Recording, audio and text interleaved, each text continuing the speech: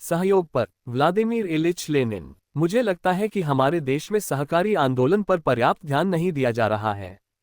हर कोई यह नहीं समझता कि अब अक्टूबर क्रांति के समय से और एनईपी से बिल्कुल अलग, इसके विपरीत इस संबंध में हमें कहना चाहिए, एनईपी के कारण हमारा सहकारी आंदोलन बहुत महत्वपूर्ण हो गया है। पुराने सहकारी नेताओं के सपनों में बहुत सारी कल्पनाएं होती हैं। अक्सर वे हास्यास्पद रूप से काल्पनिक होते हैं। लेकिन वे काल्पनिक क्यों हैं? क्योंकि लोग शोषकों के शासन को उखाड़ फेंकने के लिए मजदूर वर्ग के राजनीतिक संघर्ष के मौलिक मूल महत्व को नहीं समझते हैं। हमने शोषकों के शासन को उखाड़ फेंका है और बहुत कुछ जो पुराने सहकारी नेताओं के सपनों में काल्पनिक, यहाँ तक कि रोमांटिक, यहाँ तक कि साधारण था, अब बिना किसी लाग लपेट के वास्तविकता बन रहा है। वास्तव में चूंकि राजनीतिक सत्ता मजदूर वर्ग के हाथों में है, चूंकि यह राजनीतिक सत्ता उत्पादन के सभी साधनों की मालिक है, इसलिए हमारे लिए एकमात्र कार्य सहकारी समितियों में आबादी को संगठित करना है। अधिकांश आबादी द्वारा सहकारी समितियों का आयोजन करने से समाजवाद, जिसे अतीत में उन लोगों द्वारा वैध रूप से उपहास, तिरस्कार और अवमानना के साथ देखा जाता था, जो सही रूप से आश्वस्त थे कि वर्ग संघर्ष, राजनीतिक सत्ता के लिए संघर्ष आदि को छेड़ना आवश्यक है, अपने आप ही अपना लक्ष्य प्राप्त कर लेगा। लेकिन सभी कॉमरेड यह नहीं समझते कि रूस की आबादी को सहकारी समितियों में संगठित करना अब कितना व्यापक, कितना असीम रूप से महत्वपूर्ण है। एनईपी को अपनाकर हमने किसान को एक व्यापारी के रूप में निजी व्यापार के सिद्धांत के लिए रियायत दी। ये ठीक इसी कारण से है, कुछ लोगों की सोच के विपरीत, कि सहकारी आंदोलन इतना अत्यधिक महत्वपूर्ण है। वास्तव में हमें एनईपी के तहत रूस की आबादी को सहकारी समितियों में पर्याप्त रूप से बड़े पैमाने पर संगठित करने की आवश्यकता है, क्योंकि अब हम निजी हितों, निजी वाणिज्यिक हितों के साथ राज्य की निगरानी और इस हित के नियंत्रण के संयोजन की डिग्री, सामान्य हितों के अधीनता की उस डिग्री को पा चुके हैं जो पहले बहुत से समाजवादियों के लिए बाधा थी। वास्तव में उत्पादन के सभी बड़े पैमाने के साधनों पर राज्य की शक्ति, सर्वहारा वर्ग के हाथों में राजनीतिक शक्ति, कई लाखों छोटे और बहुत छोटे किसानों के साथ इस सर्वहारा वर्ग का गठबंधन, किसानों का सुनिश्चित सर्वहारा नेतृत्व आदि, क्या ये सब कुछ नहीं है जो सहकारी समितियों से, केवल सहकारी समितियों से, एक पूर्ण समाजवादी समाज के निर्माण के लिए आवश्यक है, जिसे हमने पहले ठगी के रूप में उपहास किया था और जिसे एक निश्चित पहलू से हमें अब एनईपी के तहत ऐसा मानने का अधिकार है? क्या ये सब कुछ नहीं है जो एक पूर्ण समाजवादी समाज के निर्माण के लिए आवश्यक है? यह अभी भी समाजवादी समाज का निर्माण नहीं है, लेकिन ये सब कुछ है जो इसके लिए आवश्यक और पर्याप्त है। यही वह परिस्थिति है जिसे हमारे कई व्यावहारिक कार्यकर्ता का मानते हैं।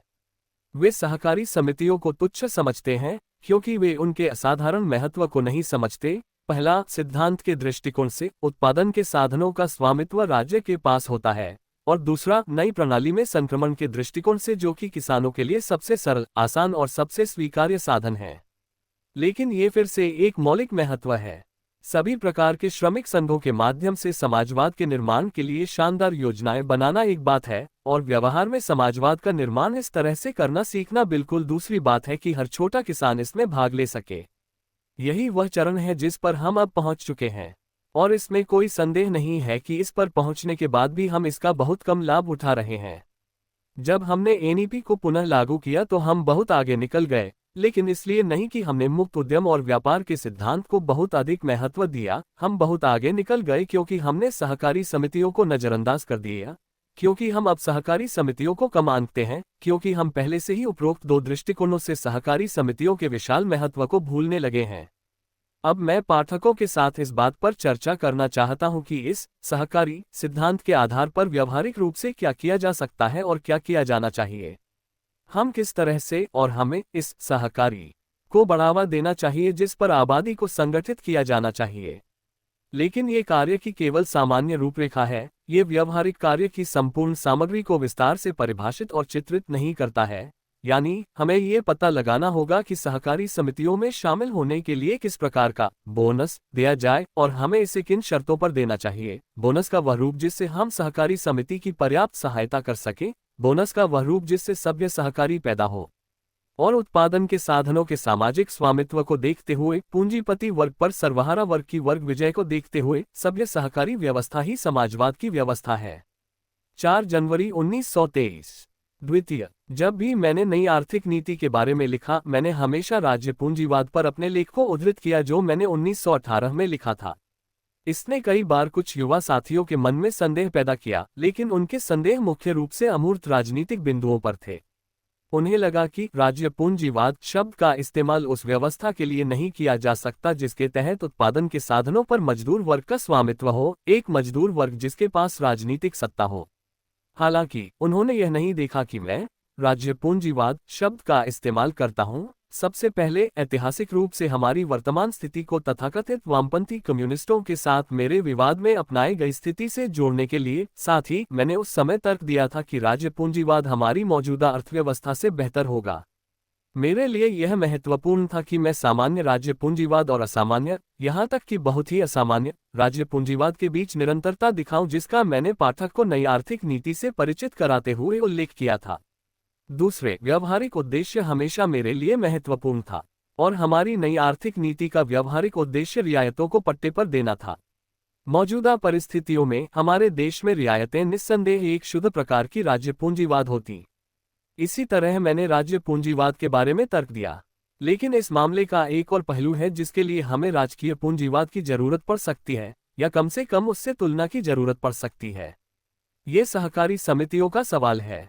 पूंजीवादी राज्य में सहकारी समितियां निस्संदेह सामूहिक पूंजीवादी संस्थाएं हैं।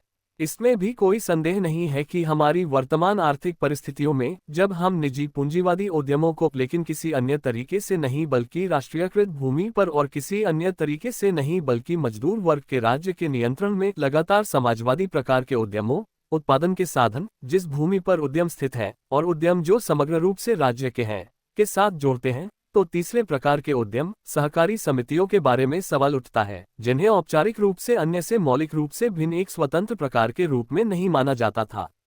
निजी पूंजीवाद के तहत सहकारी उद्यम पूंजीवादी उद्यमों से भिन्न होते हैं क्योंकि सामूहिक उद्यम निजी उद्यमों से भिन्न होते हैं। राज्य पूंजीवाद के तहत सहकारी उद्यम राज्य पूंजीवादी उद्यमों से भिन्न होते हैं, सबसे पहले क्योंकि वे निजी उद्यम हैं और दूसरे क्योंकि वे सामूहिक उद्यम हैं। हमारी वर्तमान प्रणाली के तहत सहकारी उद्यम निजी पूंजीवादी उद्यमों से भिन्न होते हैं क्योंकि वे सामूहिक उद्यम हैं, लेकिन समाजवादी उद्यमों से भिन्न नहीं होते हैं यदि जिस भूमि पर वे स्थित हैं और उत्पादन के साधन राज्य यानी मजदूर वर्ग के हैं। सहकारिता पर चर्चा करते समय इस परिस्थिति पर पर्याप्त रूप से विचार नहीं किया जाता है। ये भूल जाता है कि हमारी राजनीतिक प्रणाली की विशेष विशेषताओं के कारण हमारी सहकारिताएं पूरी तरह से असाधारण महत्व प्राप्त करती हैं। यदि हम रियायतों को छोड़ दें जो संयोगवश किसी भी बड़े पैमाने पर विकसित नहीं हुई हैं, तो हमारी परिस्थितियों में सहयोग लगभग हमेशा समाजवाद के साथ पूरी तरह से मेल खाता है। मैं समझाता हूं कि मेरा क्या मतलब है। रॉबर्ट ओवन से लेकर अब तक पुराने सहकारी नेताओं की योजनाएं क्यों शानदार थीं? क्योंकि उन्होंने वर्ग संघर्ष, मजदूर वर्ग द्वारा राजनीतिक सत्ता पर कब्जा, शोषक वर्ग के शासन को उखाड़ फेंकने जैसे बुनियादी सवालों पर ध्यान दिए बिना समकालीन सिद्धांत को विकसित करना शुरू करना चाहिए ताकि इसका समाजवादी अर्थ सभी के लिए स्पष्ट हो सके। सहकारिता को राजनीतिक रूप से इस तरह संगठित किया जाना चाहिए कि यह न केवल सामान्य रूप से और हमेशा कुछ विशेषाधिकारों का आनंद ले, बल्कि ये विशेषाधिकार विशुद्ध रूप से भौतिक प्रकृति के होने चाहिए, अनुकूल बैंक दर आदि। सहकारी समितियों को राज्य ऋण दिया जाना चाहिए जो निजी उद्यमों, यहां तक कि भारी उद्योग आदि को दिए जाने वाले ऋणों से थोड़ा ही अधिक हो। एक सामाजिक व्यवस्था तभी उभरती है जब उसे एक निश्चित वर्ग का वित्तीय समर्थन प्राप्त हो। स्वतंत्र पूंजीवाद के जन्म में करोड़ों रूबल की लागत का उल्लेख करने की कोई आवश्यकता नहीं है। वर्तमान में हमें ये समझना होगा कि सहकारी व्यवस्था एक सामाजिक व्यवस्था है जिसे हमें अब सामान्य सहायता से अधिक देना चाहिए और हमें वास्तव में वह सहायता देनी चाहिए। लेकिन ये शब्द के वास्तविक अर्थ में सहायता होनी चाहिए, यानी इसका अर्थ किसी भी प्रकार के सहकारी व्यापार के लिए सहायता के रूप में समझना पर्याप्त नहीं होगा। सहायता से हमारा मतलब सहकारी व्यापार को सहायता होना चाहिए जिसमें वास्तव में आबादी का बड़ा हिस्सा लेता है। सहकारी व्यापार में भाग लेने वाले किसानों को बोनस देना निश्चित रूप से सहायता का एक सही रूप है, लेकिन पूरा मुद्दा इस भागीदारी की प्रकृति को सत्यापित करना, इसके पीछे की जागरूकता को सत्यापित करना और इसकी गुणवत्ता को सत्यापित करना है। सख्ती से कहें तो जब कोई सहकारी किसी गांव में जाता है और सहकारी स्टोर खोलता है तो लोग इसमें कभी भी भाग नहीं लेते हैं, लेकिन साथ ही साथ अपने स्वयं के हितों से प्रेरित होकर वे इसमें भाग लेने की कोशिश करने में जल्दबाजी करते हैं। इस प्रश्न का एक और पहलू है प्रबुद्ध यूरोपीय के दृष्टिकोण से सहकारी कार्यों में निष्क्रिय नहीं बल्कि निष्क्रिय भाग लेने के लिए सभी को प्रेरित करने के लिए हमारे पास करने के लिए बहुत कुछ नहीं बचा है। सख्ती से कहें तो हमारे पास करने के लिए केवल एक ही काम बचा है और वह है अपने लोगों को इतना प्रबुद्ध बनाना कि वे सहकारी समितियों के काम में भाग लेने वाले सभी लोगों के सभी लाभों को समझें और भागीदारी को व्यवस्थित करें। केवल तथ्य समाजवाद की ओर बढ़ने के लिए अब किसी अन्य उपकरण की आवश्यकता नहीं है, लेकिन इस केवल को प्राप्त करने के लिए एक वास्तविक क्रांति होनी चाहिए। पूरे लोगों को सांस्कृतिक विकास के दौर से गुजरना होगा। इसलिए हमारा नियम होना चाहिए जितना संभव हो उतना कम दार्शनिकता और कम से कम कलाबाजी। इस संबंध में एनईपी एक प्रगति है क्योंकि यह सबसे साधारण किसान के स्तर के लिए समायोज्य है और उससे कुछ भी उच्च की मांग नहीं करता है। लेकिन एनईपी के माध्यम से सहकारी समितियों के काम में पूरी आबादी को लाने के लिए एक पूरा ऐतिहासिक युग लगेगा। हम इसे 1 या 2 दशकों में हासिल कर सकते हैं, फिर भी यह एक अलग ऐतिहासिक युग होगा और इस ऐतिहासिक युग के बिना, सार्वभौमिक साक्षरता के बिना, उचित दक्षता के बिना, पुस्तक पढ़ने की आदत डालने के लिए आबादी को पर्याप्त रूप से प्रशिक्षित किए बिना और इसके लिए भौतिक आधार के बिना, खराब फसल, अकाल आदि से बचाव के लिए एक निश्चित पर्याप्तता के बिना, इसके बिना हम अपना उद्देश्य प्राप्त नहीं कर पाएंगे। अब बात यह है कि कार्रवाई की व्यापक क्रांतिकारी सीमा, क्रांतिकारी उत्साह को जोड़ना सीखना है जो हमने प्रदर्शित किया है और प्रचुर मात्रा में प्रदर्शित किया है और पूरी सफलता के साथ ताज पहनाया है। जोड़ना सीखना है। इसके साथ मैं लगभग ये कहने के लिए इच्छुक हूँ, एक कुशल और योग्य व्यापारी होने की क्षमता जो एक अच्छा सहकारी होने के लिए काफी है।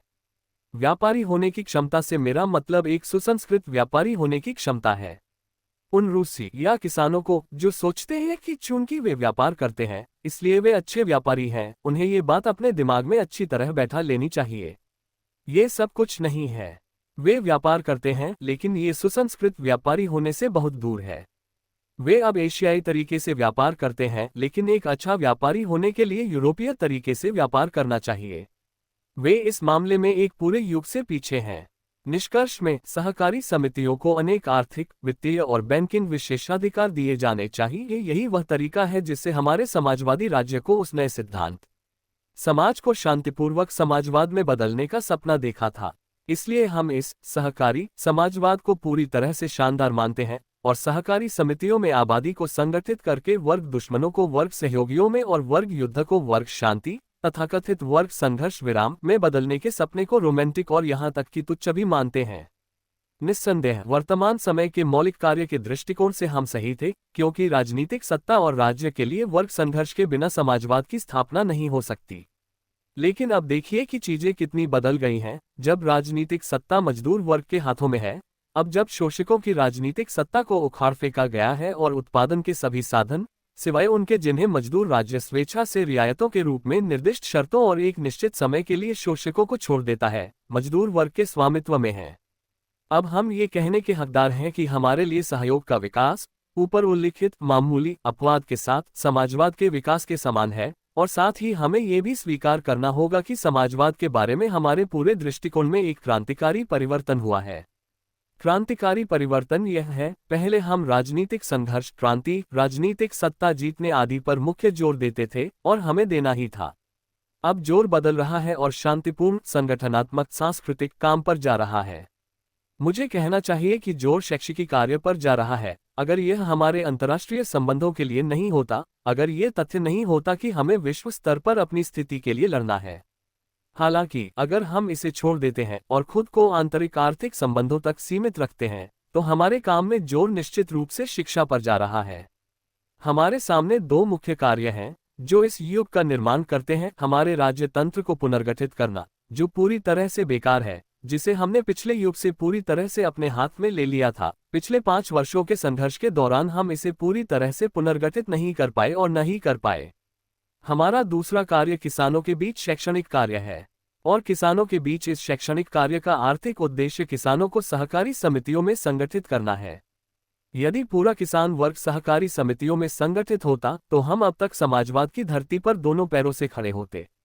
लेकिन सहकारी समितियों में पूरे किसान वर्ग का संगठन संस्कृति के एक मानक की अपेक्षा करता है और किसानों, विशेष रूप से किसानों के बीच एक विशाल जनसमूह के रूप में को वास्तव में सांस्कृतिक क्रांति के बिना हासिल नहीं किया जा सकता है। हमारे विरोधियों ने हमसे बार बार कहा कि हम अपर्याप्त रूप से सुसंस्कृत देश में समाजवाद स्थापित करने में जल्दबाजी कर रहे हैं। लेकिन वे इस बात से गुमराह हो गए कि हमने सिद्धांत, सभी प्रकार के पांडित्यों के सिद्धांत द्वारा निर्धारित विपरीत छोर से शुरुआत की, क्योंकि हमारे देश में राजनीतिक और सामाजिक क्रांति सांस्कृतिक क्रांति से पहले हुई थी, वही सांस्कृतिक क्रांति जो फिर भी अब हमारे सामने है। ये सांस्कृतिक क्रांति अब हमारे देश को पुनर्तः समाजवादी देश बनाने के लिए पर्याप्त होगी, लेकिन यह विशुद्ध रूप से सांस्कृतिक, क्योंकि हम अशिक्षित हैं, और भौतिक चरित्र, क्योंकि सुसंस्कृत होने के लिए हमें उत्पादन के भौतिक साधनों का एक निश्चित विकास करना होगा। हमारे पास एक निश्चित भौतिक आधार होना चाहिए कि भारी कठिनाइयां प्रस्तुत करती है। 6 जनवरी 1923।